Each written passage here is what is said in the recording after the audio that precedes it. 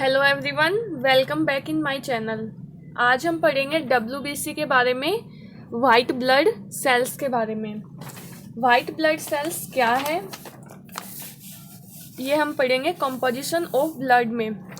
ये ब्लड का कंपोनेंट है। ब्लड में प्लाज्मा और फॉर्म्ड एलिमेंट्स प्रेजेंट होते हैं। ब्लड फॉर्म्ड एलिमेंट में ब्लड सेल्स और ब्लड प्लेटलेट्स। ब्लड सेल्स में एरिथ्रोसाइट्स या आरबीसी और ल्यूकोसाइट्स डब्ल्यूबीसी। आरबीसी पिछले वीडियो में पढ़ा चुकी हूँ। अब हम पढ़ेंगे डब्ल्यूबीसी के बारे में। WBC colourless and nucleated formed element of blood. Compare of RBC, WBC are larger in size and laser in number. अगर डब्ल्यूबीसी और आरबीसी की अगर हम कंपेयर करेंगे तो ये क्या है, डब्ल्यूबीसी लार्जर इन साइज, ये क्या होती है, आरबीसी से साइज में बड़ी होती है। एंड लेजर इन नंबर, और नंबर्स इनके कम होते हैं compare of RBC. The process of development and maturation of white blood cells is called leukopoiesis. ये जो प्रोसेस है वाइट ब्लड सेल्स बनने की, जो प्रोसेस है उसे हम बोलेंगे ल्यूकोपोइसिस। ल्यूकोस का मीन होता है वाइट, पोइसिस का मीन होता है making. Making of white blood cells is called leukopoiesis. Protect the body against micro organism causing disease. ये हमारी बॉडी को डिजीज के अगेंस्ट प्रोटेक्ट करके रखती है। माइक्रो ऑर्गेनिज्म के अगेंस्ट प्रोटेक्ट करके रखती है जो डिजीज का कारण है या कॉजिंग है। Production of WBC. WBC produce in the bone marrow. WBC bone marrow में प्रोड्यूस होती है and blood and lymphatic tissue में स्टोर रहती हैं। Stored in blood and lymphatic tissue. Bone marrow क्या होता है? Bone marrow soft spongy tissue in the body. Bone marrow soft और स्पॉन्जी टिश्यू होता है जो कि हमारी बॉडी में प्रेजेंट होता है। That contain haemopoietic stem cells. ये जो बोन मैरो है ये हीमोपोइटिक स्टेम सेल्स को कंटेन करके रखता है। हीमोपोइटिक स्टेम सेल्स क्या है? An immature cells. Haemopoietic cells एक इमेच्योर सेल्स है that can develop into all types of blood cells including WBC, RBC and platelets। जो हमारी जो ब्लड सेल्स हैं उनमें WBC में, RBC में और प्लेटलेट्स में डेवलप हो सकती हैं हीमोपोइटिक स्टेम सेल्स जो कि इमेच्योर सेल्स हैं। Bone marrow found in the centre of most bones. Bone marrow कहाँ प्रेजेंट होता है, कहाँ पाया जाता है? Centre of most bones. Life span of WBC not constant, depend upon the demand of the body.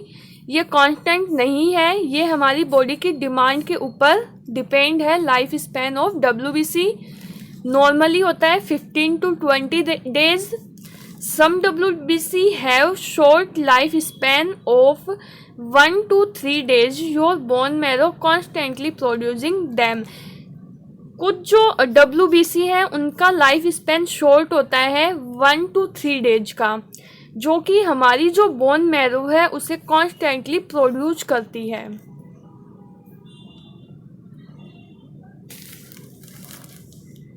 अब हम पढ़ेंगे classification of WBC, white blood cells का क्लासिफिकेशन। ल्यूकोसाइट्स या WBC are classified into 2 group. WBC को 2 group में, 2 भागों में classify किया गया है, ग्रेन्युलोसाइट्स और agranulocytes. Granulocytes which have granules, इसमें ग्रेन्यूल्स प्रेजेंट होते हैं। Agranulocytes no granules, plain cytoplasm present. Granulocytes होती हैं neutrophils, eosinophils and basophils. Neutrophils होती हैं वो स्टैंड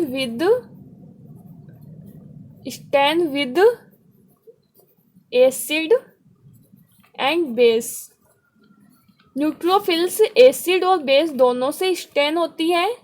इओसिनोफिल एसिड से स्टेन होती है और बेसोफिल बेस से स्टेन होती है। Agranulocytes no granules plain cytoplasm present. Monocytes and lymphocytes, lymphocytes B lymphocytes and T lymphocytes. अब हम पढ़ेंगे first neutrophils. Small granules in cytoplasm, इसमें ये क्या है, ग्रेन्युलोसाइट्स है, इसमें स्मॉल ग्रेन्यूल्स प्रेजेंट होते हैं न्यूट्रोफिल्स में। Acidic and basic stains granules take when stained with Leishman stain contain acidic eosin and basic methylene blue. Granule appear violet, जब अपन एसिड एंड बेस दोनों से स्टेन करेंगे तो ग्रेन्यूल अपीयर होंगे वॉयलेट कलर के। मल्टीलोब्ड न्यूक्लियस और ये वॉयलेट कलर ग्रेन्यूल्स अपीयर होंगे जब हम मिथाइलिन ब्लू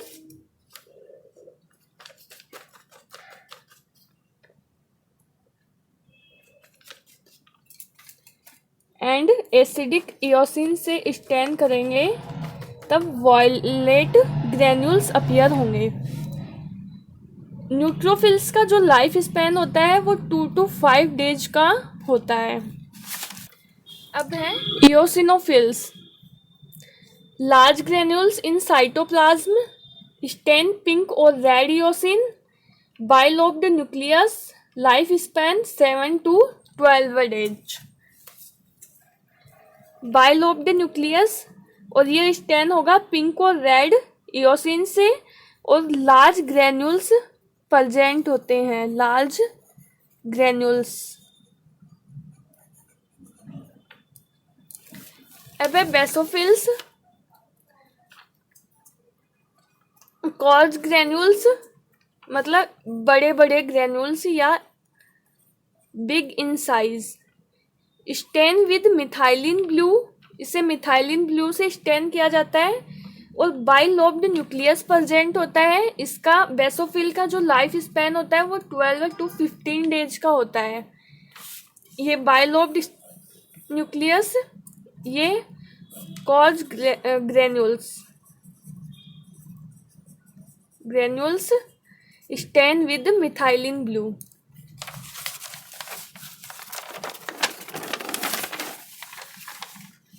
अब है मोनोसाइट्स, इसमें साइटोप्लाज्म क्लियर होता है विदाउट ग्रेन्यूल्स, इनमें ग्रेन्यूल्स अब्सेंट होते हैं। साइटोप्लाज्म क्लियर होता है, न्यूक्लियस राउंड हो सकता है, round, oval, horse shoe shape, bean और किडनी शेप का होता है। Large amount of cytoplasm present होता है एंड ग्रेन्यूल्स अब्सेंट होते हैं मोनोसाइट्स में। ये साइटोप्लाज्म है, ये न्यूक्लियस है, किडनी शेप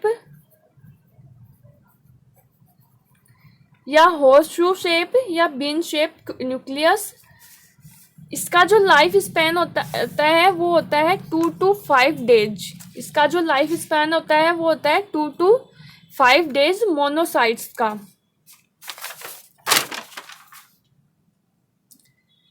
अब हम पढ़ेंगे लिम्फोसाइट्स,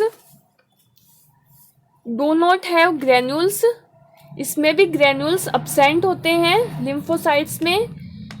इसका जो न्यूक्लियस होता है वो ओवल शेप, बीन शेप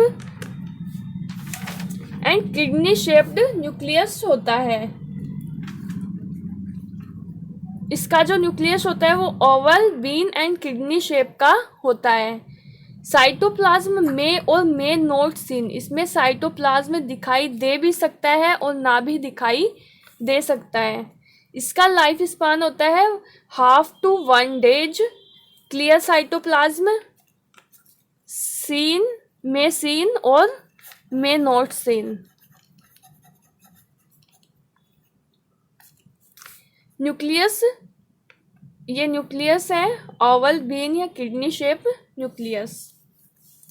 अब है काउंट ऑफ डब्ल्यूबीसी। डब्ल्यूबीसी की जो नंबर्स हैं ब्लड में वो कितनी प्रेजेंट होती हैं? 4000 to 11,000 per QMM WBC। डिफेंसियल WBC count है न्यूट्रोफिल्स 3000 to 6000 पर QMM। ये 50 to 70% जो पार्ट है WBC का ब्लड में उसको कवर करके रखती है, या न्यूट्रोफिल्स 50 to 70% प्रेजेंट होती है। इओसिनोफिल्स 150 to 450 पर QMM 2 to 4% part. Basophils 0 to 100 पर QMM 0 to 1% part. Monocytes 200 to 600 पर QMM 2 to 6% part. And lymphocytes 1500 to 2700 पर QMM 20 to 30% पार्ट ये WBC का कवर करती है, या 20 to 30% पार्ट WBC का किसका होता है? लिम्फोसाइट्स का होता है। अब हम पढ़ेंगे फंक्शन ऑफ WBC। न्यूट्रोफिल्स के क्या फंक्शन है? Defence mechanism of the body. Granules contain enzyme. इसमें जो ग्रेन्यूल्स कंटेन होते हैं वो होते हैं न्यूक्लियोटाइडेज एंड कैटालिसेज। इओसिनोफिल्स ये अगेंस्ट पैरासाइट, पैरासाइट के अगेंस्ट बॉडी को प्रोटेक्ट करके रखती है। Basophils important role in healing process. ये हीलिंग प्रोसेस में या घाव के भरने में काम करती है हीलिंग प्रोसेस में। Also play an important role in allergy और एक्यूट हाइपर सेंसिटिविटी रिएक्शन।